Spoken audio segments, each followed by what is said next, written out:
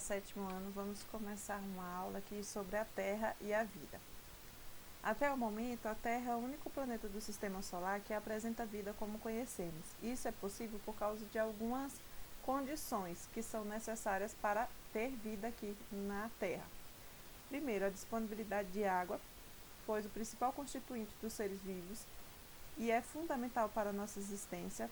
Além disso, a água auxilia no transporte de substâncias e faz parte de diversas reações químicas no interior dos seres vivos. Temperatura adequada. As médias de temperatura da Terra se encontram em um intervalo favorável à existência de vida. Além disso, grandes variações de temperatura prejudicam o desenvolvimento dos seres vivos. Presença de atmosfera e determinados gases.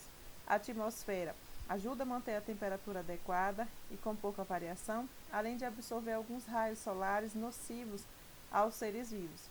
Alguns gases, como o gás oxigênio e gás carbônico, são utilizados nos processos importantes, como a respiração e a fotossíntese. E a presença de luz solar é essencial para o processo de fotossíntese e fornece calor, ajudando a manter as temperaturas adequadas. Nem tão frio e nem tão quente. A atmosfera. Ao redor da Terra, a atmosfera é uma camada que envolve toda a superfície da Terra. O ar que compõe a atmosfera é o reservatório de elementos essenciais à vida dos seres vivos, como o gás oxigênio, necessário no processo de respiração, e gás carbônico, utilizado na fotossíntese. Na atmosfera ocorre grande parte dos fenômenos que participam da manutenção dos ecossistemas, como as chuvas. Essa camada de ar evita que meteoros atinjam a superfície da Terra. Isso porque, ao penetrar na atmosfera, os meteoros vão sofrer atrito com o ar e vão reduzir de tamanho e vão se desintegrar. Vamos falar das camadas da Terra agora. A troposfera é a camada da atmosfera mais próxima da superfície terrestre e fica a 17 km de altura em relação a ela. Nessa camada ocorre a formação de nuvens, chuvas, ventos e raios. A temperatura geralmente diminui conforme a altitude aumenta, podendo atingir valores inferiores a menos 60 graus Celsius. Então, a troposfera é a camada onde nós vivemos. Onde nós estamos aqui, ocorrem os fenômenos meteorológicos e tudo mais. Estratosfera. Não apresenta nuvens e é uma região onde se encontra a camada de ozônio, responsável por absorver parte dos raios nocivos emitidos do Sol. A temperatura geralmente aumenta conforme aumenta a altitude, podendo variar entre menos 170 graus e 0 graus. A estratosfera apresenta cerca de 33 km de espessura. A mesosfera, nessa camada se localiza cerca de 80 km de altura em relação à superfície terrestre. A temperatura diminui conforme a altitude aumenta e nessa camada os meteoros se atritam com os gases, formando corpos incandescentes, conhecidos como estrelas cadentes. Na termosfera é a camada na qual as ondas de rádio são refletidas e retornam para a superfície da Terra. Sua temperatura atinge valores acima de 1000 graus Celsius. Nessa camada é possível ver o fenômeno conhecido como aurora boreal. Ela se localiza a cerca de 600 km da altura da Terra, da nossa superfície.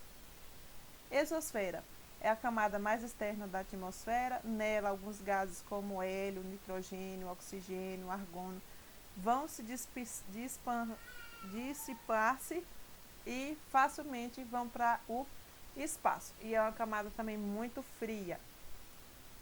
Vamos falar de pressão atmosférica.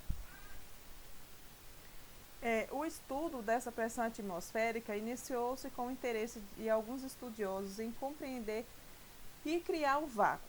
Por volta do ano de 1644, o físico italiano Evangelista Torricelli descreveu um experimento de produção de vácuo e constatou a pressão atmosférica. O que é a pressão atmosférica? É a força exercida pela massa de gases da atmosfera sobre uma determinada superfície. A pressão atmosférica está intimamente relacionada com a temperatura, a densidade e o volume de massa do ar. Quanto A pressão atmosférica é maior quando a altitude é menor, ou seja, quanto menor a altitude, maior a pressão atmosférica. E quanto maior a altitude, menor a pressão atmosférica. É por isso que aqueles jogadores de futebol, quando eles vão para lugares muito montanhosos, eles precisam se adequar, vão antes geralmente para se adequar, porque a pressão atmosférica em lugares altos, de grandes altitudes, ela é menor. Então vai ter dificuldade em respirar, porque vai ter menos oxigênio. Compressibilidade do ar. A compressibilidade ela permite que os gases sofram compressão, ou seja, redução da distância entre os átomos e as moléculas. Quanto maior a compressão, maior a pressão que o ar vai exercer na parede do recipiente. Então aqui está uma seringa onde os átomos eles estão afastados uns dos outros. E aí quando comprimiu aí esse espaço, os átomos eles ficaram uns juntinhos do outro. Então quanto maior a compressão, maior é a pressão também que esses átomos vão fazer na parede dessa seringa, pois ninguém gosta de ficar muito apertado, né? Então vai ter essa pressão para poder se afastar, tentar se afastar. E a expansibilidade permite aos gases sofrer expansão, ou seja, o aumento da distância entre os átomos e as moléculas. Quanto maior a expansão, menor é a pressão que o ar exerce na parede do recipiente. Então, quanto mais afastadas elas estão, mais confortáveis elas estão naquele lugar, e aí vai ter menor pressão sobre a parede daquele recipiente. Efeito estufa natural. A gente ouve muito falar, né, nesse efeito estufa e tal. E a Terra, ela exerce um efeito estufa natural, a atmosfera, né? Essa atmosfera, ela vai bloquear parte da luz solar, permitindo que apenas uma porcentagem dela venha atingir a superfície. E aí vai evitar o aquecimento excessivo da Terra. Então, o efeito estufa natural, ele é para isso, ele serve para bloquear os raios solares. Aqui está mostrando, os raios solares estão incidindo aqui diretamente na Terra, e aqui na atmosfera vai haver a dissipação ou seja, vai ser dissipado, vai ser perdido uma parte do calor, outra porcentagem vai entrar para a Terra e outra vai ser espalhado na atmosfera, para que não tenha um aquecimento muito grande da Terra. A camada de ozônio. A camada de ozônio, ela é muito importante para nós, né? Ela é composta basicamente pelo gás de ozônio. Essa camada é responsável por filtrar os raios ultravioletas, UVA e UVB, evitando que a maior parte deles venha atingir a superfície da Terra. Então, a camada de ozônio também serve como esse filtro, né? Os raios do Sol vão ser emitidos aqui para a Terra, parte vai entrar, que a camada de ozônio vai permitir, e outra parte vai ser dissipado, principalmente esses raios ultravioletas, que são nocivos para o ser humano, né? Que podem causar câncer de pele, problemas para a nossa saúde, se houver uma grande incidência de exposição aos raios ultravioletas. Composição do ar atmosférico, nós temos o gás oxigênio, né? São formados de 2 átomos de oxigênio representados como O2. Esse gás é essencial na respiração de muitos seres vivos, além de participar da combustão de diversos materiais. As moléculas de gás carbônico são formadas por um átomo de carbono e 2 átomos de oxigênio, e representados por CO2.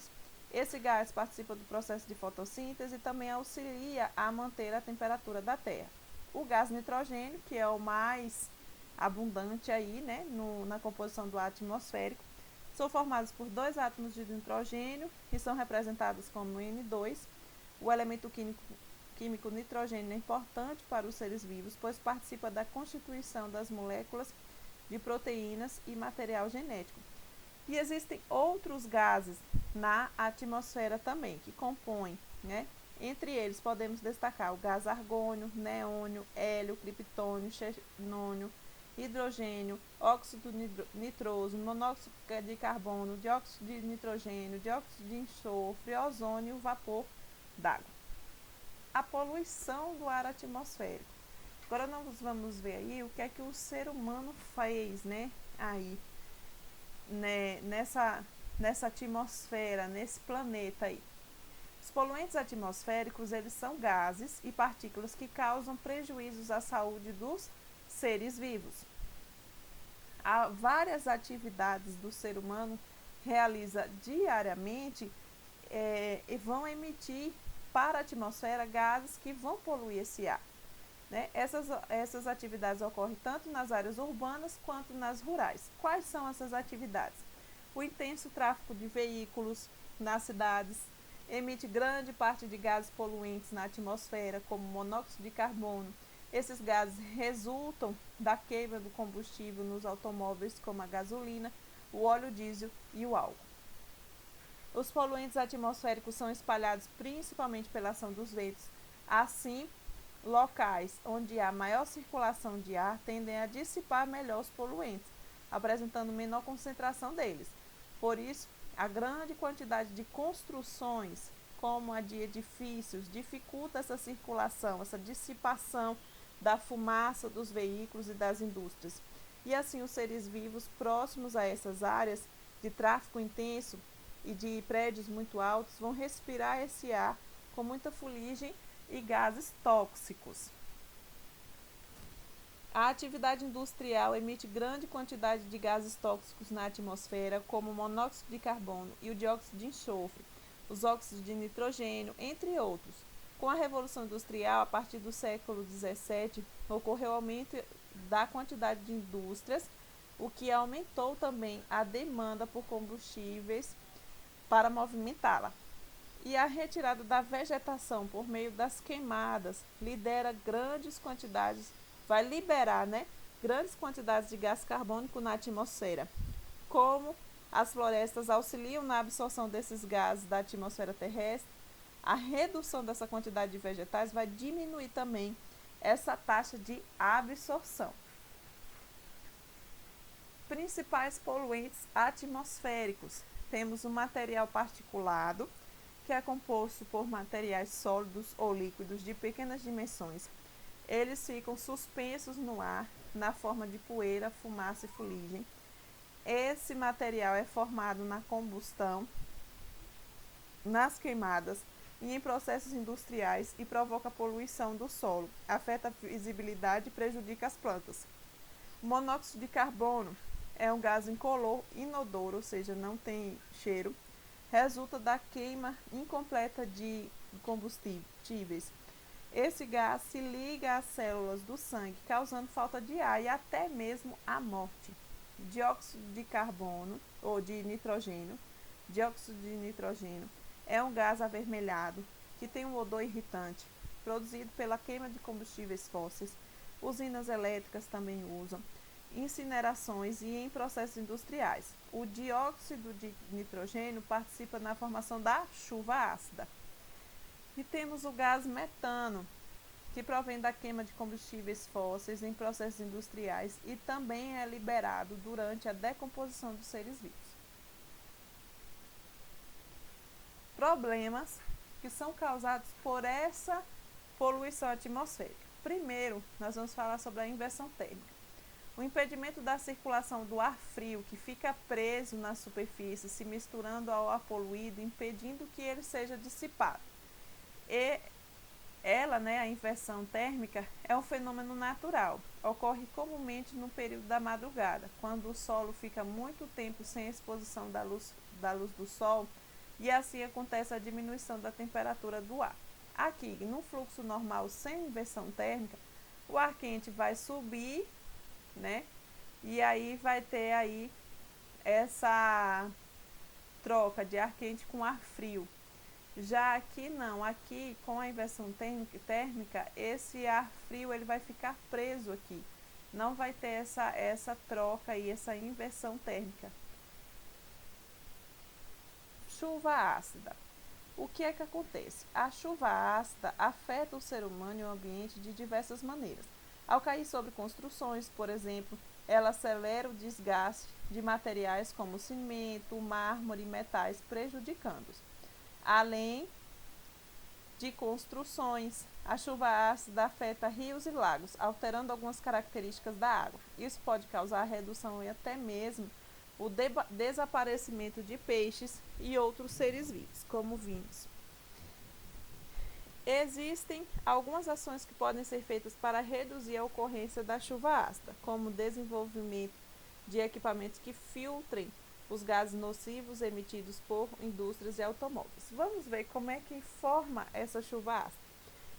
Essa emissão, né, as indústrias e os automóveis, eles vão emitir gases que são lançados na atmosfera. Quais são esses gases? Dióxido de nitrogênio, dióxido de enxofre, trióxido de enxofre. E aí, quando chega lá em contato com as gotículas de água presentes lá na atmosfera, esse dióxido de enxofre, dióxido de nitrogênio, eles vão passar por diversas reações químicas que vai formar ácido, ou seja, os dióxidos, trióxidos aqui, que são os gases, eles vão se juntar com a água, que é o H2O, e vão formar ácidos, como o ácido nítrico, o ácido sulfuroso e o ácido sulfírico. E aí essa água com os ácidos vai se precipitar em forma de chuva ácida. Podemos chegar a ser 1000 vezes mais ácida do que uma chuva natural. Ou seja, essa junção dos gases com a água vai formar os ácidos, e aí essa chuva, essa precipitação, quando desce, né, a água lá nas nuvens, vai vir com bastante ácido aqui, ó, em cada gotinha. E aí vai destruir plantas, vai contaminar o solo, vai contaminar o lençol freático. Outro problema que a poluição atmosférica traz é a destruição da camada de ozônio. O que é que acontece? Os CFCs, que são os clorofluorcarbonetos, né, são os CFCs, eles são emitidos através, né, de refrigeradores, condicionadores de ar e alguns sprays, como aquele desodorante aerosol, por exemplo. Os CFCs, eles vão subir até a camada de ozônio. Os raios ultravioletas vão desprender o cloro dos clorofluorcarbonetos, e aí o cloro vai destruir a camada de ozônio, né? O ozônio vai destruir aí o ozônio. A destruição do ozônio mais os raios ultravioletas, mais raios ultravioletas, mais câncer de pele, cataratas, entre outros. Então, quando esses CFCs, que é os clorofluorcarbonetos, eles sobem, o raio ultravioleta vai desprender aí o cloro e vai destruir, né? Esse cloro vai destruir o ozônio, e com a destruição do ozônio vai ter a entrada de mais raios ultravioletas dentro do nosso planeta. E aí vai trazer mais cânceres de pele, problemas de pele. Aqui está mostrando, né? Em 2014 estava maior, em 2019 tem diminuído esse buraco, né, essa destruição, o buraco na camada de ozônio, devido a muitas coisas que os países se comprometeram a fazer, que é não utilizar compostos que destruam a camada de ozônio na fabricação dos produtos. E aí, por isso que tem sido monitorado nas últimas décadas por meio de imagens obtidas pelos satélites. Intensificação do efeito estufa. O efeito estufa natural, ele contribui para a manutenção da temperatura no planeta Terra, o que permite a existência da vida. O gás carbônico e o gás metano são fundamentais para que ocorra o efeito estufa natural. No entanto, em grandes quantidades, esses gases eles são considerados poluentes atmosféricos. Muitas indústrias e a utilização de combustíveis fósseis são atividades que emitem esses e outros gases poluentes. O aumento da emissão desses gases faz com que o efeito estufa ocorra com maior intensidade, provocando maior retenção de calor próximo à superfície. E aí, esse fenômeno é chamado de intensificação do efeito estufa. Ou seja, aquele filtrar onde mostrava, né, que os raios do Sol vinham para o planeta e tinha aquela dissipação de uma parte e outra entrava, com tantas coisas que acontecem, desmatamento, queimadas, absorção, CFCs, queima de combustíveis fósseis, radiação, gases de efeito estufa, faz com que tenha essa maior absorção de raios do planeta, do Sol no planeta, e aí fique mais quente, tem esse aquecimento aí do planeta. Quais são os prejuízos para a saúde humana? O buraco na camada de ozônio tem causado CA de pele, problemas de pele, né? Os poluentes vão causar doenças respiratórias como asma, bronquite, enfisema, pneumonia, que vão afetar os idosos e as crianças, ok? E aí o tabagismo, que também é algo que prejudica, né, a nossa saúde também. Vai prejudicar o que fuma, que é o fumante ativo, e o que inala a fumaça, que é o fumante passivo, aquele que não está fumando, mas está próximo da fumaça. E aí vai causar poluição atmosférica, CA de pulmão, infarto agudo do miocárdio, doenças respiratórias, vai dar 5 vezes mais chances de morte súbita em bebês também. E assim nós concluímos essa aula sobre a Terra e a vida.